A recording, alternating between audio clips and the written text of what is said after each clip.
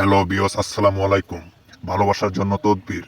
যদি কোনো ব্যক্তি নিম্নোক্ত নকশাটি লিখে সঙ্গে রাখে, তবে সমস্ত লোক এমনকি তার ভালোবাসার মানুষকে যদি উল্লেখ করে জাফরানের কালির মাধ্যমে স্ক্রিনে দেওয়া যে নকশাটি দেখতে পাচ্ছেন, সেই নকশাটি যদি জাফরানের কালির মাধ্যমে এঁকে ইনশাল্লাহ তার সঙ্গে পকেটে ভরে যদি রাখতে পারে, ইনশাল্লাহ আমি কথা দিলাম তার ভালোবাসার মানুষকে তার প্রতি বাধ্য করতে পারবে, তার বিছানায় আনতে পারবে। এই নকশাটির নামই হচ্ছে নারী বশীকরণ। স্ক্রিনে লিখে দিছি যে নারী বশীকরণ নকশাটির মাধ্যমে কাজ করে দেওয়া হবে। ইনশাল্লাহ ভালোবাসার মানুষকে পাওয়ার জন্য যদি কোনো ভাই বোন কাজ করাতে চান, অবশ্যই যোগাযোগ করতে পারেন।